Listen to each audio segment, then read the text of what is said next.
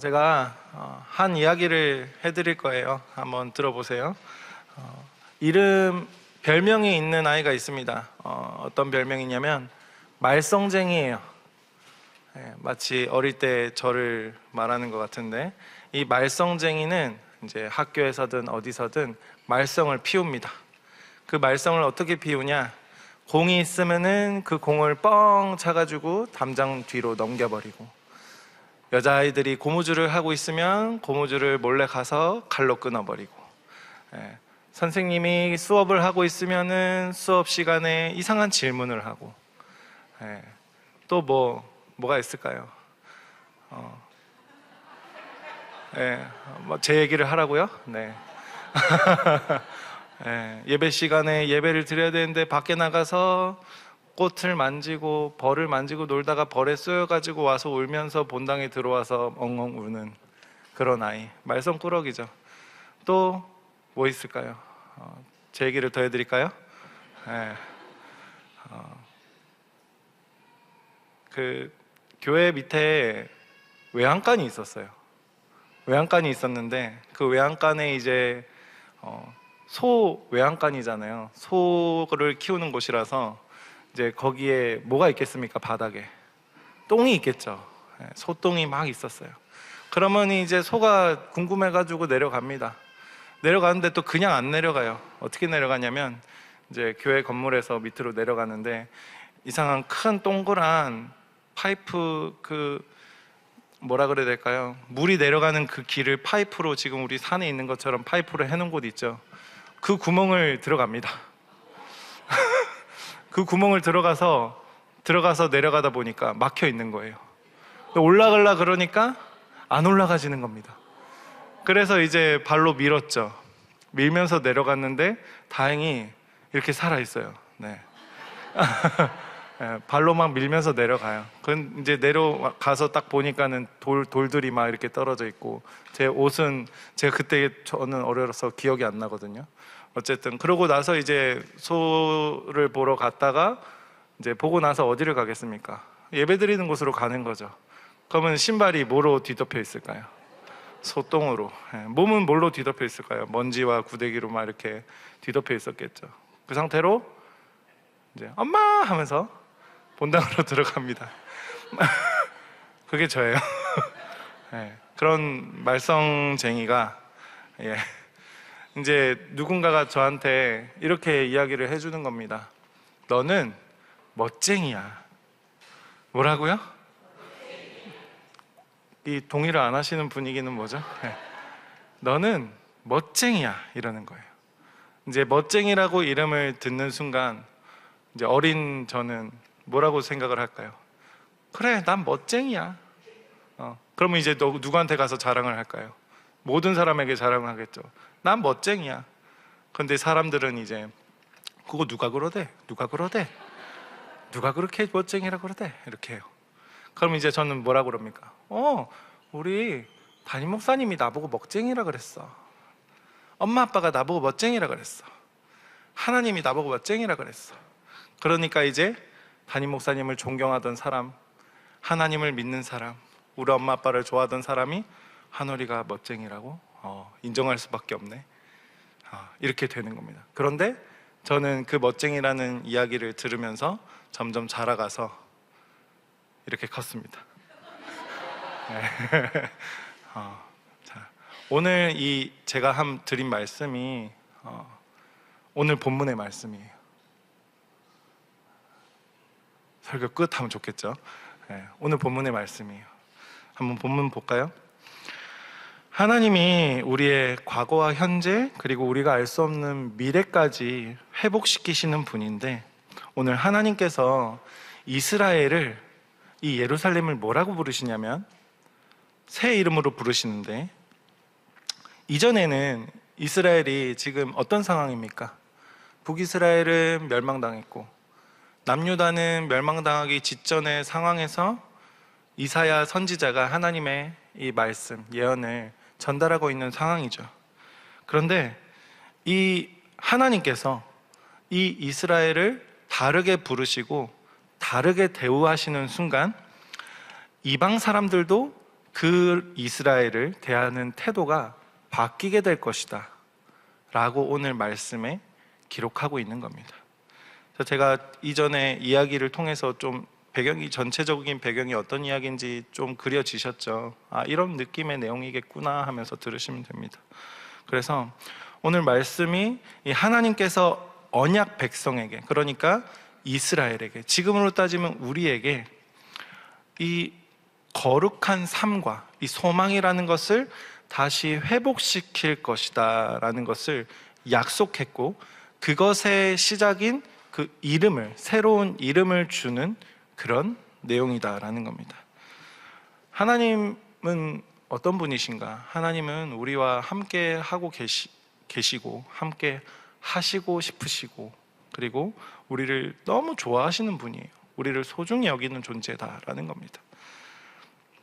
이사야 이 62장은 61장과 연결되는 내용인데, 계속 이제 이스라엘의 구원과 영광, 그리고 그로 인해서 받게 될 새로운 이 칭호들에 대한 예언을 하고 있는 내용이죠. 벌써부터 주무시면 안 돼요.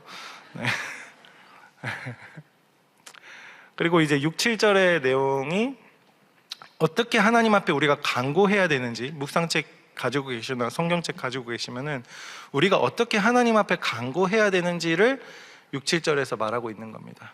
그것을 이제 6, 7절에서는 파수꾼이라고 이야기하고 있고요. 그래서 쉽게 말해서 뭐냐면, 오늘 말씀을 그냥 우리한테 적용을 어떻게 하냐면요, 우리가 문제가 생기면 참지 말고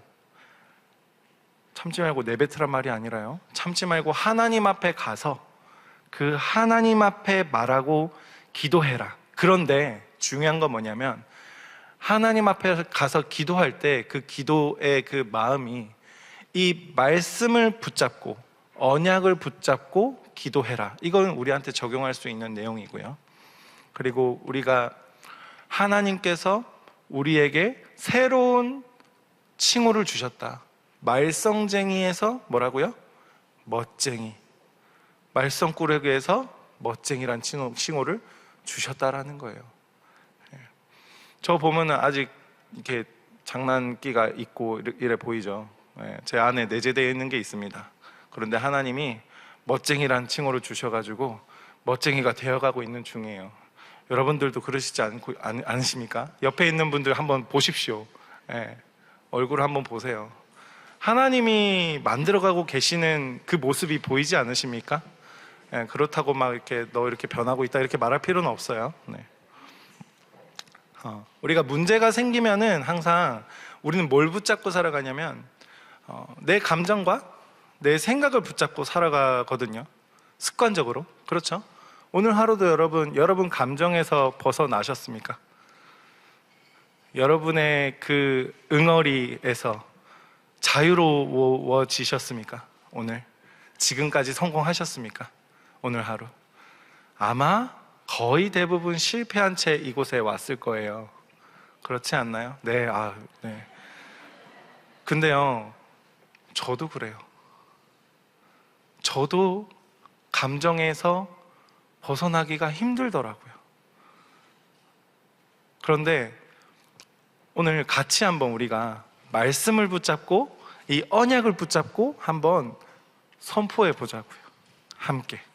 그렇게 하실 수 있겠죠? 자, 그렇게 하기 위해서 먼저 말씀을 우리가 알아야 될 거 아닙니까? 오늘 말씀에 뭐라고 나오냐면 시온이라는 단어가 나오고요, 그 다음에 예루살렘도 있습니다. 근데 시온이라는 말은 무슨 말일까? 궁금하지 않아도 궁금해 주셨으면 좋겠어요. 시온은 예루살렘이라는 의미인데, 이 시온이라는 것이 하나님의 백성이라는 뜻이 있습니다. 그래서 장소적인 의미는 뭐냐면, 다윗이 빼앗은 그 여부스 족속의 요새가 바로 시온이에요.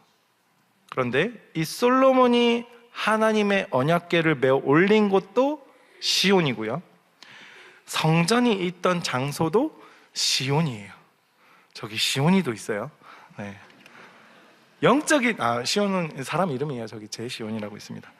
영적인 의미, 농담입니다. 영적인 의미는 하나님의 백성이란 뜻이에요. 시온아, 그런 의미 맞니? 너의 이름이? 네. 하나님의 왕국이라는 뜻이에요. 교회라는 뜻이고 영원한 성읍이라는 뜻입니다.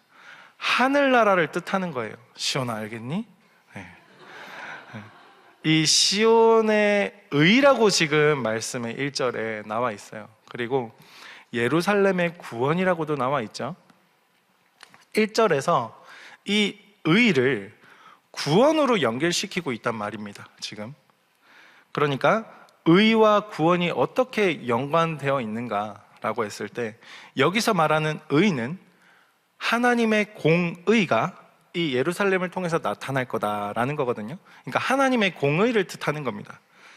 이 말하는 공의가 교회가 완전히 회복되어서 이전의 상태를 되찾을 때, 그때 이 빛과 같이 공의가 드러나고, 의 다음에 구원을 덧붙인 이유가 뭐냐면 이 이전의 상태로 돌아가는 것이 그들에게 무엇이 되는 겁니까? 구원이 되기 때문에 이렇게 연결시킨 거고, 2절에도 공의랑 이제 영광이 나오는데, 제가 한 주 이렇게 오늘 이번 한 주 보내면서 오늘까지 많은 분들을 만날 거 아니에요? 그럼 그분들 중에 한 분이 이런 질문을 하시더라고요.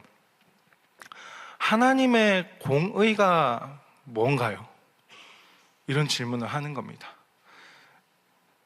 신학적으로 제가 설명하려고 하면 굉장히 할 말이 많지만은, 알려줄 것도 많고 뭐 설명할 것도 굉장히 많은데, 제가 고민을 참 많이 하면서 이제 대화를 하다가 그분에게 하나님의 공의에 대해서 어떻게 느껴지십니까? 라고 질문을 했어요. 그러니까 결론적으로는 어떻게 느끼시냐면 율법적으로 느끼는 거예요. 이걸 내가 해야 될 것만 같고 눌리고, 이렇게 얘기를 하시더라고요. 그래서 제가 고민을 하다가 공의를 좀 알려줘야겠다. 하나님의 공의에 대해서 오해하는 사람 중에 특징이 딱 완전 반반으로 나뉘는데, 거의 공의 때문에 눌려있는 사람이 있습니다. 거의 대부분일 수도 있을 것 같은데, 또 한 부류는 뭐냐면 그 공의를 자기가 잃으면서 자신의 의로 오해하고 있는 사람이 있어요. 이해가 되십니까? 둘 다 어떤 부류냐면 자기 중심적으로 이 하나님의 공의에 대해서 생각하는 사람들인데, 그래서 많은 사람들이 자칫 잘못 이해하면은 이 공의를 내가 이루어야 한다라고 착각하기 쉽거든요. 공의라는 것은 자기 스스로 만들 수 있는 게 아니에요. 절대. 공의는 뭐냐면 하나님의 이 성품 중에 하나거든요. 하나님의 속성 중에 하나다라는 거죠. 그 하나님의 공의가 하나님의 구원 사역을 통해서 완벽하게 명확하게 드러나거든요. 그게 어떤 거냐면 십자가 사건이다라는 겁니다. 신학적으로 해석하면 공의를 두 가지로 나눌 수가 있는데, 보응적 공의가 있고, 이 보응적 공의는 죄에 대한 정당한 심판입니다. 여러분 여기서 많이 눌리시죠? 회복적 공의가 있습니다. 회복적 공의란 뭐냐면 깨어진 관계와 질서를 회복하는 이 하나님의 사역이다라는 거죠. 이 두 개가 같이 가는 겁니다.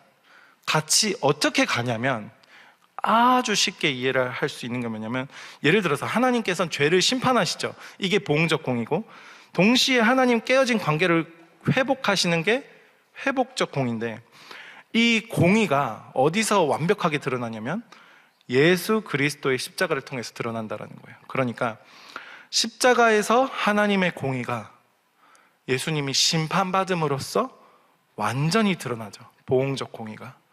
그 다음에 동시에 회복적 측면으로 예수님이 십자가에서 죽으심으로 인해서 부활하셔서 이 모든 인간과 하나님과의 끊어진 단절된 관계를 회복시키시는 것입니다. 이게 바로 하나님의 공의다라는 겁니다. 그래서 이 하나님의 공의는 절대로 사랑과 분리될 수가 없습니다. 절대. 따라서 이 하나님의 공의는 언제나 사랑 안에서 행해지고요.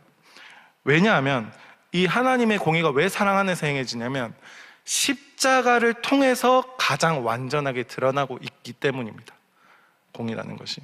그래서 하나님의 공의라는 것은 우리 힘으로 할 수 있는 것도 아니고 누가 하신다고요? 하나님이 하시는 거다라는 거예요. 예수님이 완벽하게 이 공의를 보여주시고 계시다라는 겁니다. 우리 모두 어떤 존재입니까? 하나님 앞에 설 수 없는 죄인이죠. 그러니까 하나님 공의 앞에 결코 설 수 없는 존재입니다. 그래서 예수를 믿지 않는 자는, 예수님을 믿지 않는 사람은 이 공의 앞에 두려울 수밖에 없습니다. 왜냐? 심판이 기다리고 있기 때문이죠.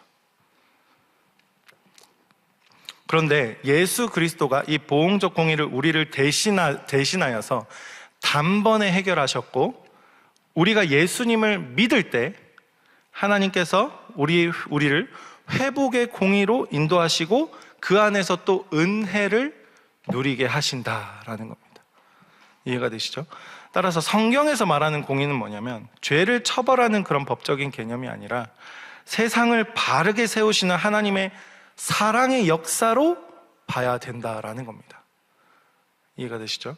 그런데 여기서 중요한 거는 우리가 어떻게 반응하는가?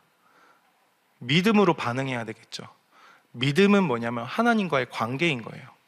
예수님을 믿은 사람은 하나님과 관계할 수 있다라는 겁니다. 무엇을 통해서? 믿음을 통해서.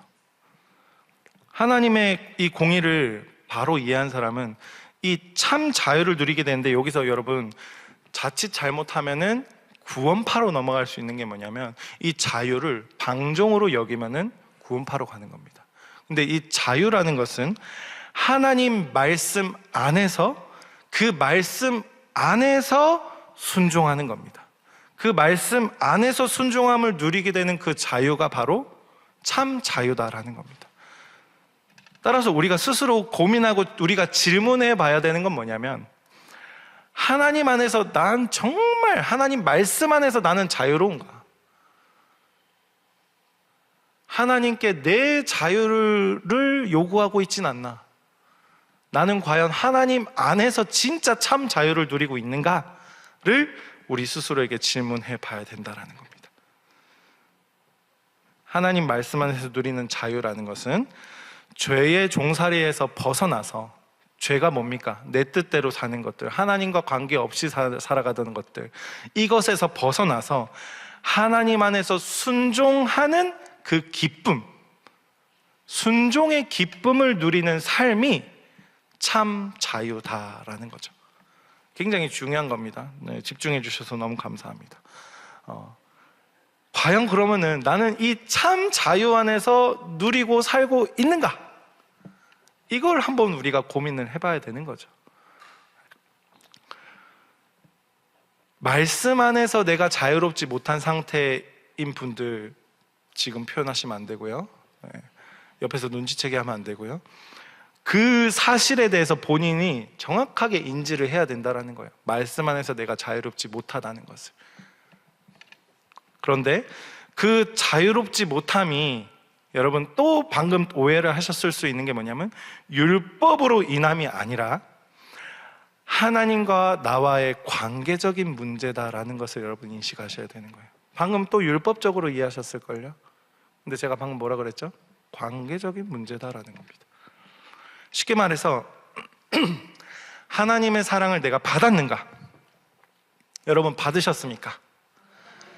그러면 내가 그 사랑을 누리고 있는가? 여러분 누리고 계십니까? 반으로 쪼는 것 같아요. 자, 마지막 대답 잘하셔야 돼요. 그 사랑을 내가 나누고 있는가? 반으로 줄었는데요? 어떡하죠? 네. 자, 다시 한번 질문하겠습니다. 하나님 사랑을 내가 받았는가? 그 사랑을 내가 누리고 있는가? 그 사랑을 나누고 있는가? 아, 감사합니다. 네. 억지로라도 이렇게 화이팅. 네. 질문 한번 스스로에게 해보셔야 돼요. 네.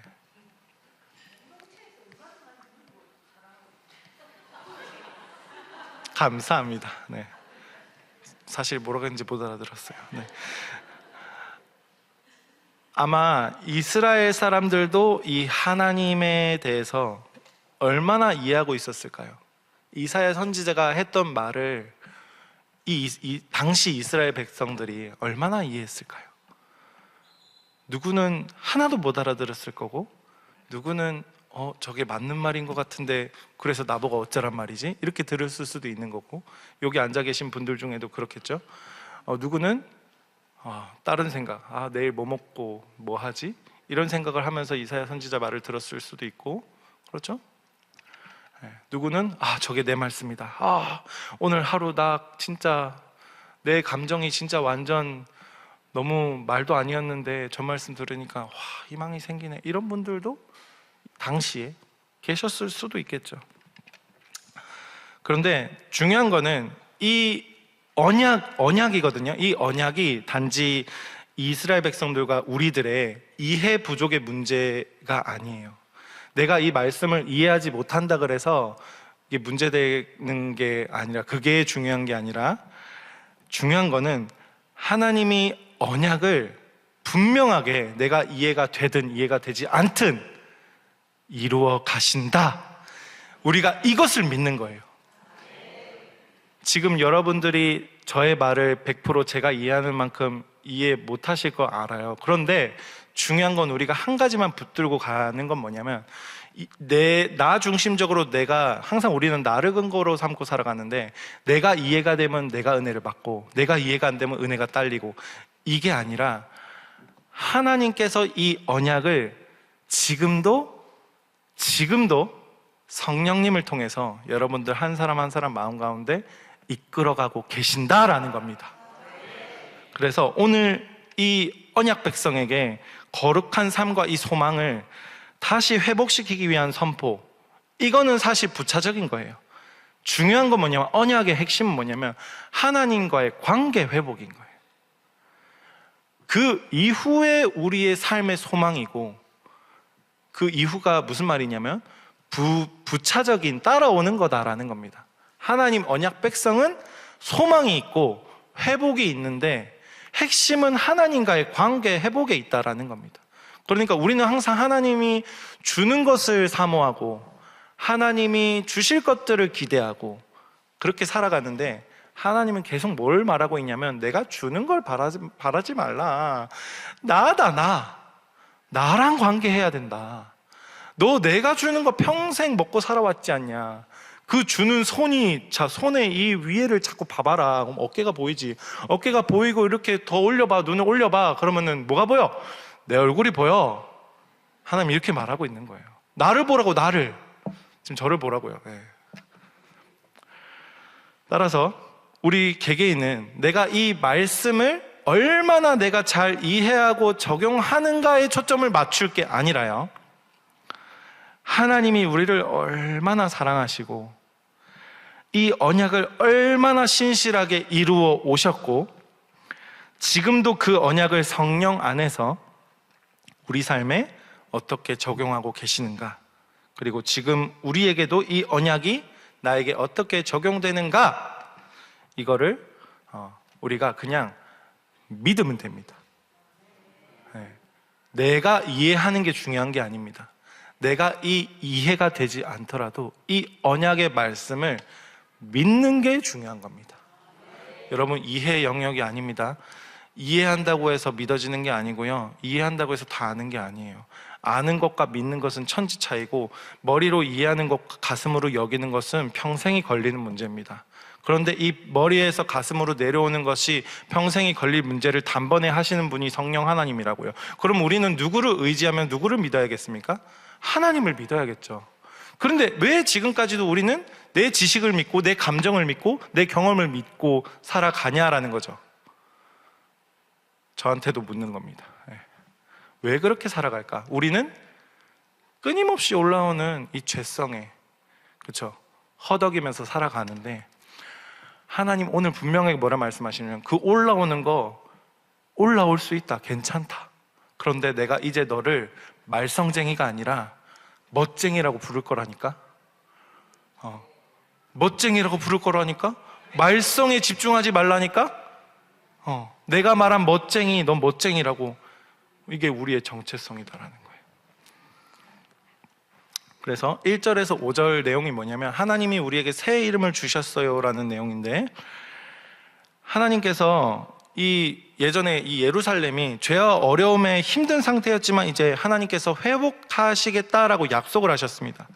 그 약속이 그냥 우리 새끼손가락 꼭 걸고 약속해 이게 아니라 맹세다라는 거예요. 맹세. 목숨을 걸고 맹세하는 겁니다. 너도 목숨을 걸어 이게 아니라 내가 목숨을 걸게.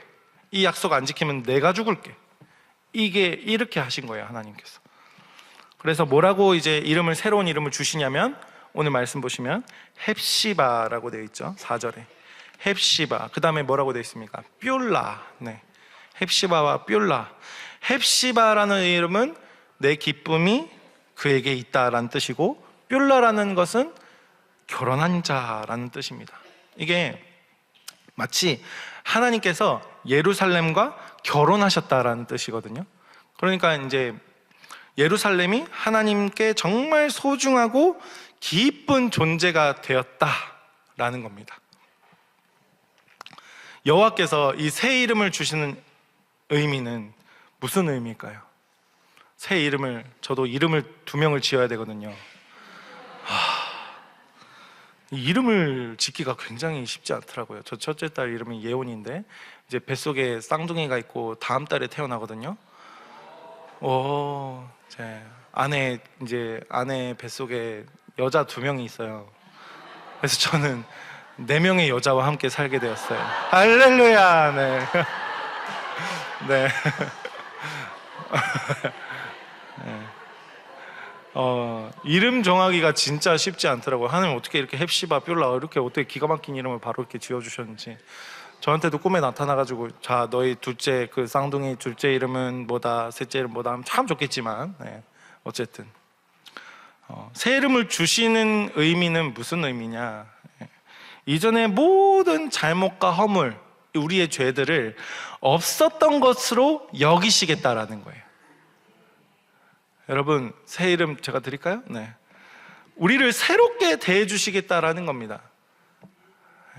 그 성당에서는 이름 막 새로 받잖아요. 뭐라고 받나? 미켈란젤로였나? 뭐였더라? 네. 세례명 있으신 분이 있어요? 혹시 그 성당에서 오신 분들 중에? 저한테 좀 알려주시겠어요? 네. 이게 우리에게 뭘 의미하냐면, 우리가 또 하나님 앞에서 이제 원수지간에서 이제 뭐가 되었습니까? 아들, 딸. 우리 이제 기도할 때 뭐라고 부릅니까? 하나님을 하나님 아버지라고 부르잖아요. 하나님 원수라고 안 하잖아요. 우리 하나님 원수님. 네. 그거는 이제 막이나 할 수 있는 말이겠고, 하나님께서 우리를 진짜 소중한 존재로 여기신다라는 건데, 이전에 우리가 이 죄의 종로로 타면서 하나님과의 원수지간일 때 살아왔지만은, 예수님을 믿고 난 후에 더 이상 우리는 종로로 타는 게 아니라 이제는 예수 그리스도 안에서 의의 면류관을 쓰게 된다라고 오늘 말씀에 기록하고 있습니다. 이게 이제 3절에서 말하고 있는 겁니다. 3절에 너는 또 여호와의 손에 아름다운 관, 내 하나님의 손의 왕관이 될 것이다. 이게 이제 의의 면류관을 쓰게 된다라는 의미거든요. 의의 면류관을 쓴 우리가 이제는 어떻게 변하냐면, 우리가 원래 의의 면류관을 쓰면 어떤 반응이 나오냐면, 이전에 나의 죄악된 모습들이 싫어져요. 하나님이 기뻐하는 것이 뭔지 우리가 알게 된다는 거예요. 눈이 떠지는 거죠. 하나님이 싫어하는 게 뭔지 우리가, 나도 조금씩 싫어지게 되는 거예요. 이제 하나님이 기뻐하지 않은 것을 행하는 우리의 죄악된 행동 있죠. 그것을 이제 나도 혐오하게 되는 거예요. 물론 우리 계속해서 죄를 짓지만 나도 그 죄가, 내가 지은 죄가, 나에게 올라오는 죄들이 나도 혐오스럽게 된다는 거예요. 이게 바로 죄를 미워하게 된 상태라는 거죠. 하나님께서 우리를 부르는 호칭을 바꾸셨지만 그 호칭으로 우리가 변화가 생기는 겁니다. 그 호칭만으로도. 그러니까 멋쟁이라고 제가 호칭을 받으면은 저는 이제 말썽이라는 것이 안 지어야겠네? 나를 멋쟁이라고 불러줬는데? 이런 생각이 들게 된다라는 거예요. 그게 바로 생각의 변화거든요.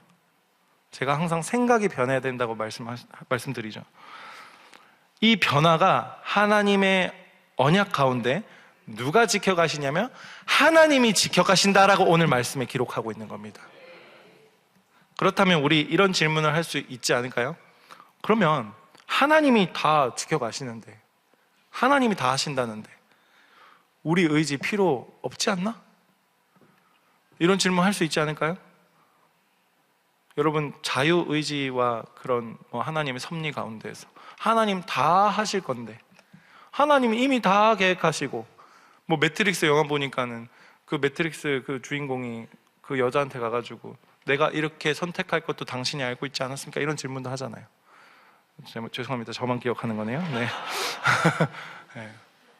다 하나님이 내가 선택할 것들 다 알고 계시는데 그럼 우리가 굳이 우리 의지가 필요 있나? 이런 질문 할 수 있지 않습니까? 그렇지 않거든요. 하나님이 모든 걸 하신다면 우리 의지가 필요 없나? 라는 질문에 하나님이 구원의 시작과 이 끝을 책임지시는 건 사실이거든요. 잘 들으셔야 돼요.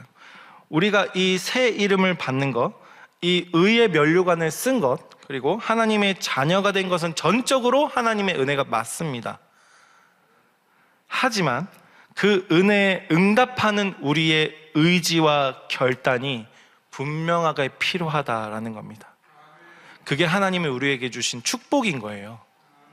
여러분, 저주가 아니라 축복인 거예요.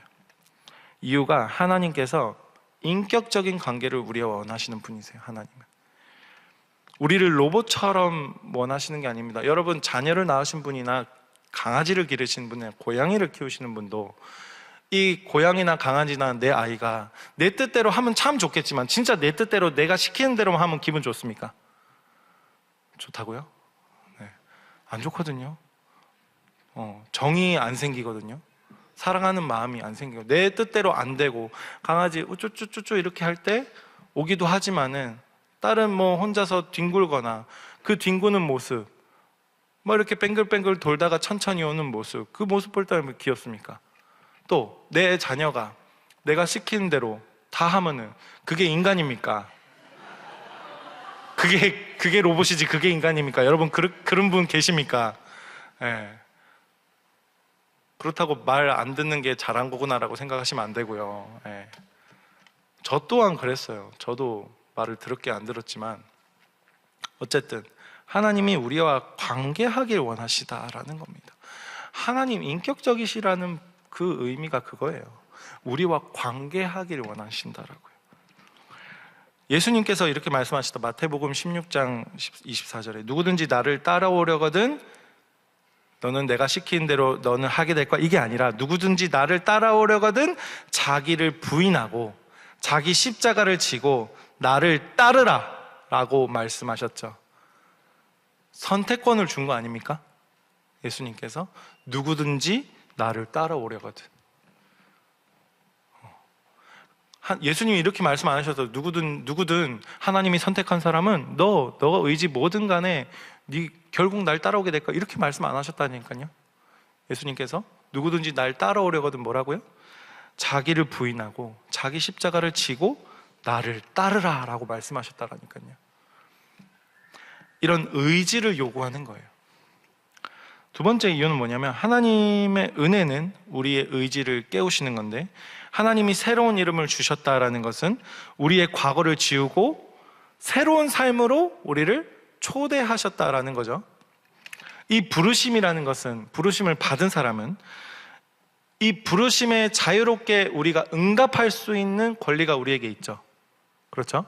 우리가 자유롭게 응답하면서 삶에 나아가는데 예를 들어서 하나님께서 아무리 우리 시온에게 왕관을 씌워줘도 예를 들어서 그 왕관을 믿음으로 받아들이고 이 왕관을 쓴 채 살아간다면은 좋겠는데 벗고 내 마음대로 살면은 어떻게 되겠습니까?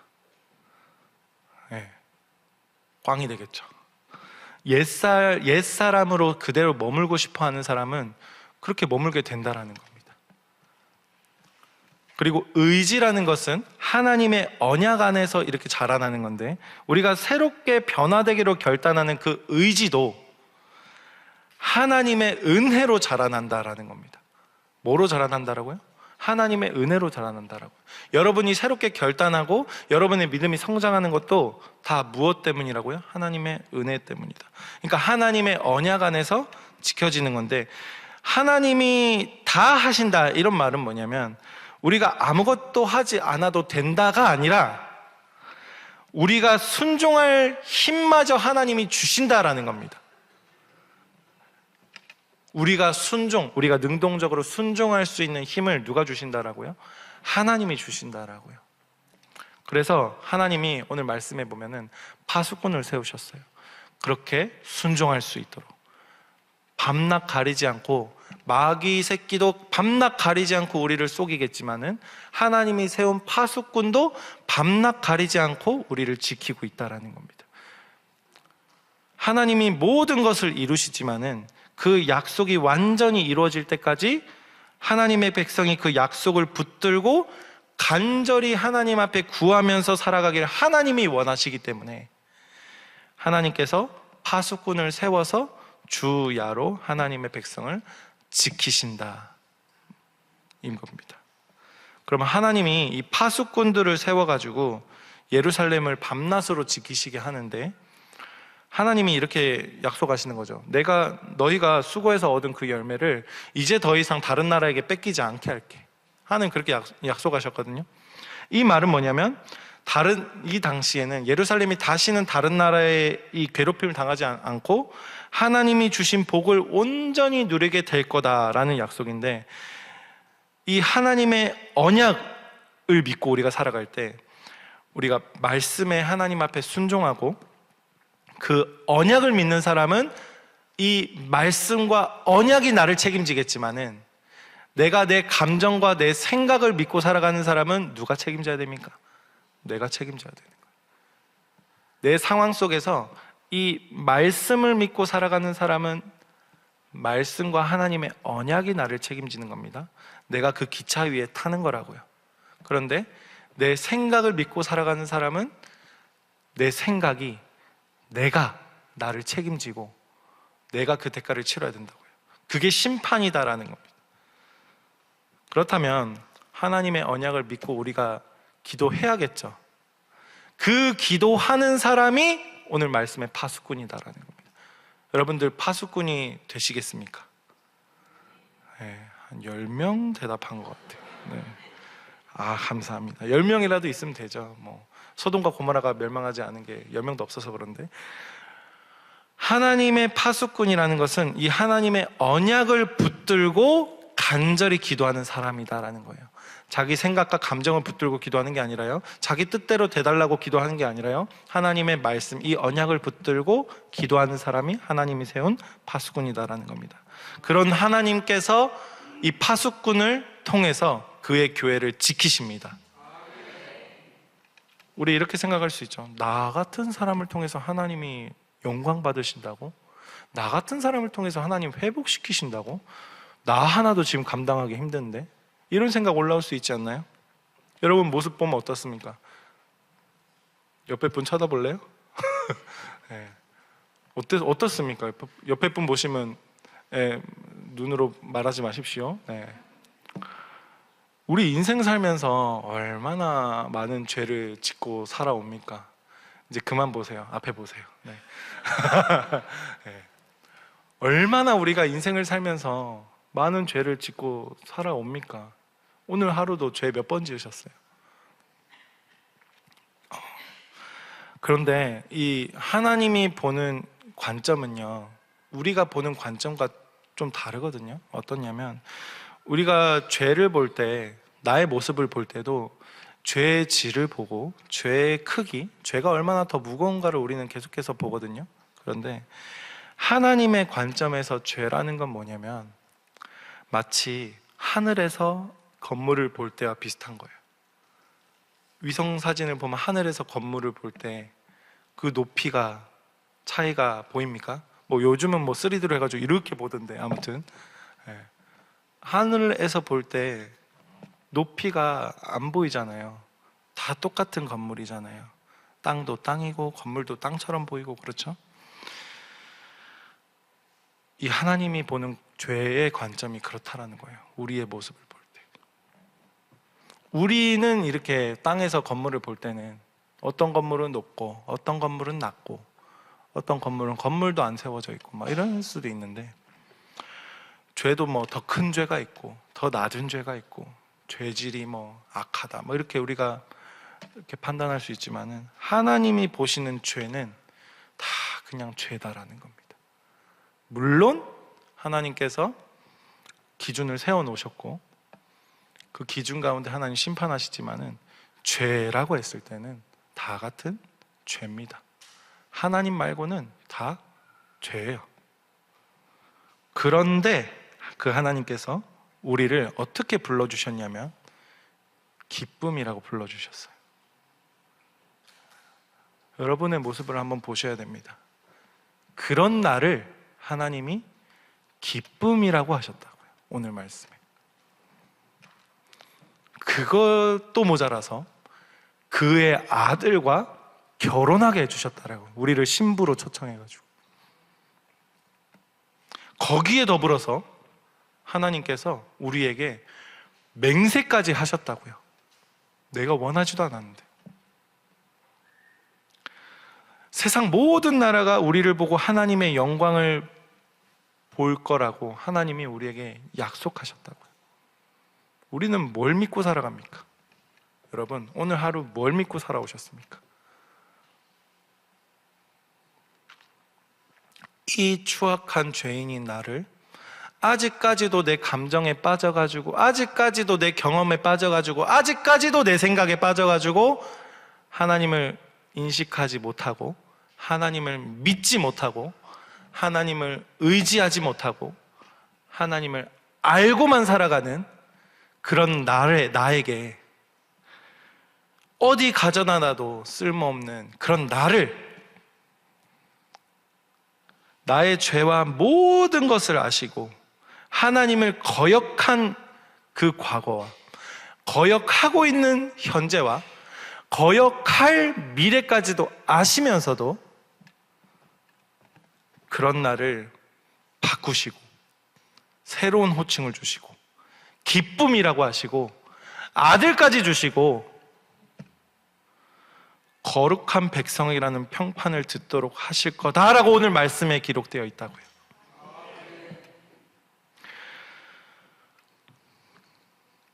그래서 하나님께서 예루살렘으로 이 사람들이 오도록 길을 준비하라 라고 말하고 있는데, 이게 단순한 길이 아니라 모든 사람들이 하나님께 나아갈 수 있도록 준비하라 라는 뜻이거든요. 10절부터. 그러니까 하나님의 구원이 예루살렘에 임하면 온 세상이 보게 되고 사람들이 말할 거다라는 거예요. 뭐라고요? 하나님이 구원하신 백성이야. 이 사람은 하나님 사람이야. 너는 하나님 거야. 너를 보니 하나님의 영광이 보인다. 이럴 거라고요. 하나님이 찾은 교회다. 모든 사람들이 그렇게 말할 거다라고 오늘 말씀에 기록하고 있습니다. 말씀이 하고 있는 거예요. 성경에서. 하나님이 회복시킬 거라는 그 말씀, 나 개인을 회복시킬 거라는 말씀, 공동체를 회복시킬 거라는 말씀, 교회를 회복시킬 거라는 말씀, 우리나라를 회복시킬 거라는 말씀을 우리가 파수꾼이 되어서 기도로 나아갔으면 좋겠습니다. 내 상황 알면서도 이 말씀 하나님이 주셨잖아요. 내 상황 아실 거 아닙니까? 그럼에도 이 말씀을 주셨다라니까요. 우리가 그 하나님을 의지해 봅시다. 여러분, 여겨지지 않더라도 우리가 어떻게 해야 되냐면요, 내 감정이 받아들여지지 않을 때 있죠? 그때 어떻게 해야 되냐면 선포하셔야 됩니다. 마음에 드는 생각을 입술로 대적하셔야 된다라고요. 안 좋은 마음이 올라오는 것들 입술로 대적하셔야 되는데, 지금 우리 같이 한번 선포해 봅시다. 하나님이 나를 기뻐하십니다. 하나님이 이 공동체를 기뻐하십니다. 여러분, 여겨지지 않더라도 선포하십시오. 성령 하나님께서 인도하실 겁니다. 우리 언약을 붙잡으십시오, 여러분. 말씀을 붙잡으시고요. 우리의 생각과 감정을, 저도 어렵거든요.